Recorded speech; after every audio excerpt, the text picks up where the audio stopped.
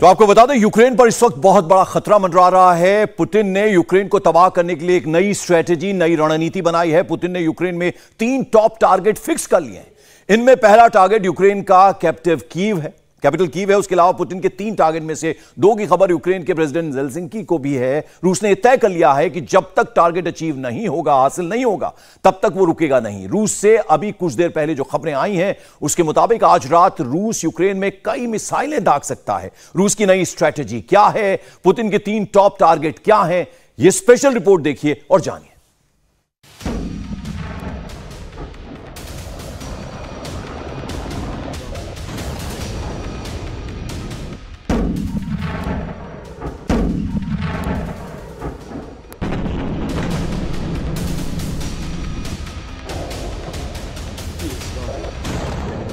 आज पुतिन ने साफ साफ सिग्नल दे दिया कि अब ये जंग रुकने वाली नहीं है।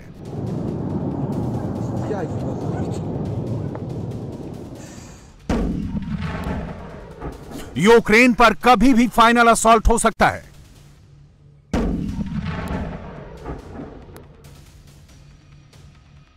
रूस के टैंक, रूस के फाइटर जेट और रूस की मिसाइल अब यूक्रेन पर कहर बनकर टूट पड़े हैं।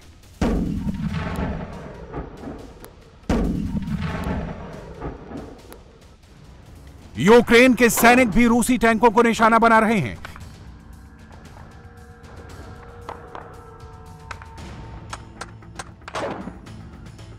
कीव की सड़कों पर गाड़ियां दौड़ रही हैं और रेड अलर्ट वाला सायरन बज रहा है।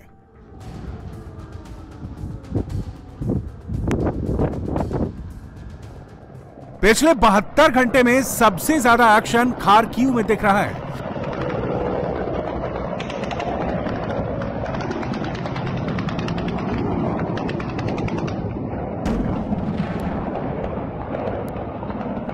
यूक्रेन में रूस के टैंक और बख्तरबंद गाड़ियों का मूवमेंट बहुत तेज हो गया है।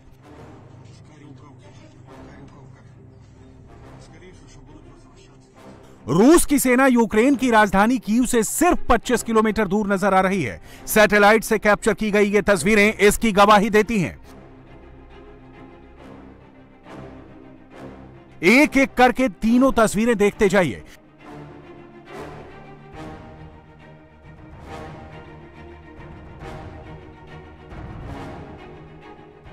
ये तस्वीरें सैटेलाइट इमेजिंग कंपनी मैक्सर ने दुनिया के सामने रखी हैं।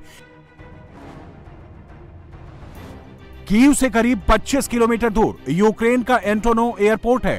रूस की सेना वहां तक पहुंच चुकी है।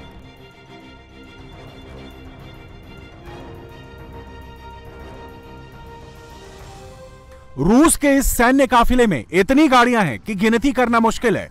रूसी सेना का यह काफिला करीब 60 किलोमीटर लंबा है। काफिले में सैकड़ों बख्तरबंद गाड़ियां और टैंक शामिल हैं। रूस के डिफेंस मिनिस्टर ने कह दिया है कि जब तक मिशन पूरा नहीं हो जाता, हमले जारी रहेंगे।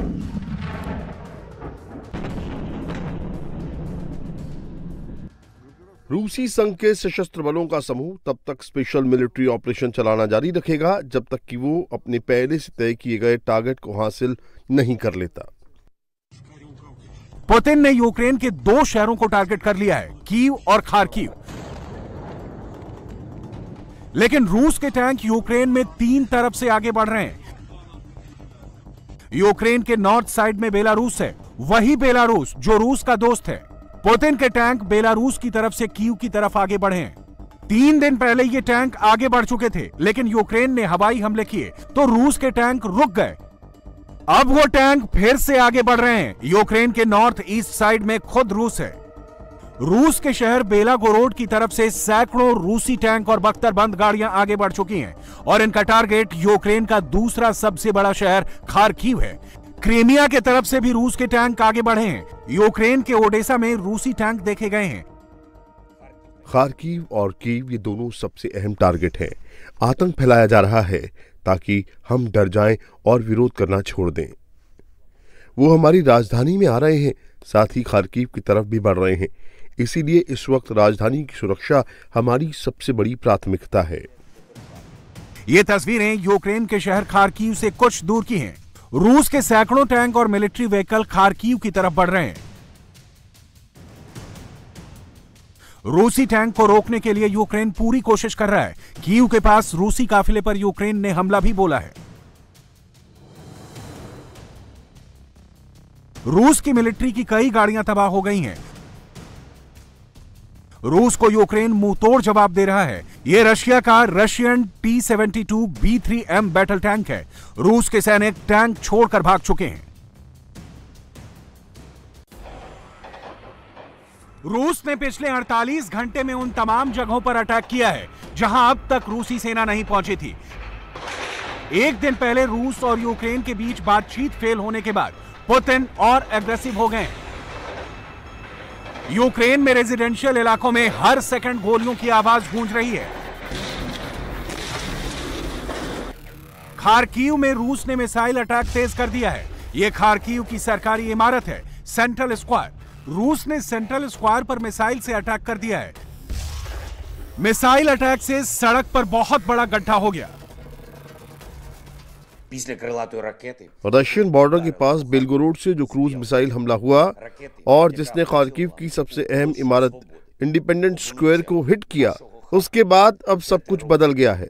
वो आतंक की ऐसी कार्रवाई हमला है। वो एक शहर के खिलाफ, खार्किव के खिलाफ, यूक्रेन के खिलाफ आतंक है। खार्किव में किसी और जगह को रॉकेट से निशाना नहीं बनाया गया, सिर्फ इंडिपेंडेंट स्क्वायर को मिसाइल ने हिट किया है, जो एक तरह का आतंक है।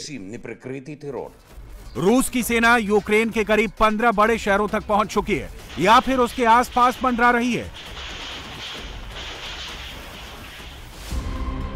Kyiv, Senkivka, Sumy, Kharkiv, Luhansk, Donetsk, Zaporizhzhia, Kherson, Odesa, Mykolaiv, Melitopol और मारिउपोल, नॉर्थ से लेकर साउथ तक यूक्रेन के इन तमाम हिस्सों में इस वक्त रूस के सैनिक नजर आ रहे हैं। कई जगह इन रूसी सैनिकों ने आमने सामने का मोर्चा खोल दिया है, तो कई जगह वो सिर्फ हथियार लेकर खड़े हैं। मॉस्को से जैसे ही ऑर्डर आएगा वो एक्शन में आ जाएंगे। लेकिन रूस के इन सैनिकों का विरोध भी खूब हो रहा है। यूक्रेन की पब्लिक, वहां के आम शहरी रूस की सेना के सामने डट कर खड़े हैं। कई जगह उन्हें खदेड़ा भी जा रहा है। लेटेस्ट तस्वीर यूक्रेन के कुपियांस्क से सामने आई है। यहां यूक्रेन के लोगों ने जैसे ही रूस की मिलिट्री जीप को देखा, उसका रास्ता रोकने के लिए सैकड़ों लोग दौड़ पड़े। यूक्रेन के इस कुपियांस्क शहर में जब लोगों ने यूक्रेन का झंडा लेकर विरोध जताने की कोशिश की, तो रूस की सेना ने उन पर गोले दाग दिए। सब कुछ धुआं धुआं हो गया। लोग डर कर भागने लगे। पश्चिमी देशों को उन तमाम देशों में अपनी किसी भी सैन्य गतिविधि का संचालन नहीं करना चाहिए जो कभी सोवियत संघ का हिस्सा थे और फिलहाल उनके अलायंस नहीं हैं। पश्चिमी देशों को अपनी मिलिट्री एक्टिविटी के लिए उन देशों के इंफ्रास्ट्रक्चर का इस्तेमाल भी नहीं करना चाहिए। रूस ने यूक्रेन के खिलाफ जो युद्ध छेड़ा है, उसकी प्लानिंग कई महीनों पहले से चल रही थी। रूस ने करीब 4 महीने पहले से ही पूरी स्ट्रेटेजी बना ली थी। रूस के सैनिक पूरी तैयारी के साथ यूक्रेन में उतरे हैं। पुतिन ने सोचा था यूक्रेन डर जाएगा, लेकिन वैसा हुआ नहीं। यूक्रेन के राष्ट्रपति वोलोदोमीर ज़ेलेंस्की ने ना तो यूक्रेन छोड़कर जाने वाला अमेरिका का ऑफर मंजूर किया और ना ही वो खुद देश छोड़कर गए। इसीलिए 6 दिन के युद्ध के बावजूद रूस की सेना अभी यूक्रेन के बॉर्डर वाले इलाकों तक ही है। आप खुद देखिए, 6 दिन हो चुके हैं, लेकिन रूस की सेना अभी यूक्रेन के नॉर्थ साइड, नॉर्थ ईस्ट और साउथ में ही मौजूद है। कीव तक पहुंचने की कोशिश की जा रही है, लेकिन रूस की सेना अभी कीव से कुछ किलोमीटर दूर है। यह पूरा हिस्सा जो आपको लाल रंग का नजर आ रहा है, वहां यूक्रेन की सेना का कंट्रोल है। कई इलाकों को तो 26 फरवरी को ही कब्जा कर लिया गया था। यूक्रेन के दक्षिणी हिस्से में ये जो गहरे लाल रंग वाला एरिया दिख रहा है, इसे डोनबास का इलाका कहते हैं। ये इलाका पहले ही यूक्रेन के अलगाववादियों के कब्जे में है। इन अलगाववादियों को रूस चुपके चुपके सपोर्ट करता है, इसलिए वहां भी रूसी सैनिकों का कंट्रोल है। यूक्रेन का शहर खेरसॉन और मारिउपोल इसी के पास का इलाका है, यानी दक्षिणी इलाका। मारिउपोल में इस रूसी सैनिक ने इस बिल्डिंग पर कब्जा कर लिया और उसके बाद बिल्डिंग की छत पर चढ़कर उसने झंडा फहरा दिया। इसमें सफेद, नीला और लाल पट्टी वाला फ्लैग रूस का है। रूस के सैनिक सिर्फ बिल्डिंगों पर कब्जा नहीं कर रहे, लोगों को बंधक भी बना रहे हैं। आज इसकी तस्वीरें भी आई। खेरसॉन में यूक्रेनी नागरिकों को बंधक बनाकर रूसी सैनिक ले जा रहे हैं। यूक्रेन में इस वक्त 3 शहर ऐसे हैं जहां भीषण युद्ध चल रहा है।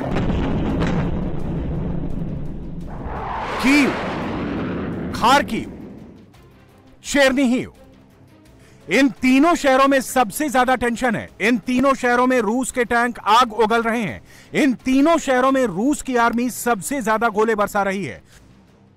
यूक्रेन के चेर्निहिव शहर की लोकेशन बहुत क्रूशियल है। वो यूक्रेन की कैपिटल कीव से करीब 150 किलोमीटर की दूरी पर है। आज इसी चेर्निहिव शहर में मिसाइल अटैक का एक वीडियो यूक्रेन के विदेश मंत्री ने शेयर किया है।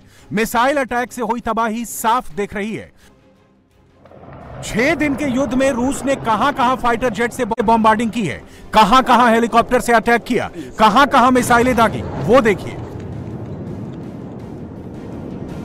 इसमें यूक्रेन के पश्चिमी हिस्से को छोड़ दें तो करीब करीब हर हिस्सा है जहां रूस ने हवाई हमले किए। उसमें leave, Kyiv, Kharkiv, Mariupol, Chernihiv, Kherson और ओडेसा शामिल हैं। रूस की आर्मी और एयरफोर्स के एक्शन से यूक्रेन के तमाम शहर मलबे के ढेर में बदलते जा रहे हैं। रूस अपने रॉकेट लॉन्चर से लगातार यूक्रेन पर हमले कर रहा है। यह वीडियो उसी की तस्दीक करता है।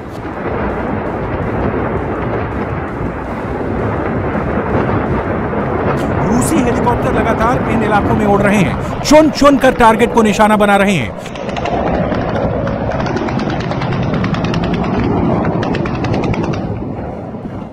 यूक्रेन की आर्मी ने कई रूसी हेलीकॉप्टर्स को मार भी गिराया है। पुतिन ने कभी सोचा भी नहीं होगा कि यूक्रेन उन्हें इस कदर मुंहतोड़ जवाब देगा, लेकिन फिलहाल सच्चाई यही है। इसलिए पुतिन का एग्रेशन लेवल हाई है और यह लड़ाई इस मोड़ तक चली आई है। यूरोपियन काउंसिल के प्रेसिडेंट ने प्रधानमंत्री नरेंद्र मोदी से बात की है और बात करके यूक्रेन में भारतीय छात्र नवीन की मौत पर दुख जताया है। खार्किव में आज रूसी हमले में कर्नाटक के रहने वाले नवीन की मृत्यु हो गई थी और आपको बता दें कि इस हमले के सिलसिले में ही प्रधानमंत्री ने बात की है यूरोपियन काउंसिल के प्रेसिडेंट से और ये कोशिशें हो रही हैं कि किसी भी तरीके से यूक्रेन में फंसे भारतीय लोगों को बाहर निकाला जा सके। यूरोपियन यूनियन काउंसिल के अध्यक्ष से जो है आज प्रधानमंत्री ने बात की है। फ्रांस के राष्ट्रपति से भी उनकी बात हुई है। इसके अलावा भारतीय विदेश मंत्रालय ने यहां भारत में रूस और यूक्रेन दोनों देशों के राजदूतों को बुलाकर सख्त अंदाज में कहा है कि वहां किसी भी कीमत पर भारतीय छात्रों को और फंसे नागरिकों को निकलने का मौका मिलना चाहिए। और भारत का विदेश मंत्रालय इन दोनों देशों में मौजूद अपने अपने दूतावासों के संपर्क में तो है ही। इस पूरे मामले में विदेश मंत्री, विदेश सचिव सभी पूरी तरीके से एक्टिव हैं। इंडिया टीवी हर वक्त हर जगह डाउनलोड करने के लिए सर्च करें India TV news Google play store या ऐप स्टोर पर।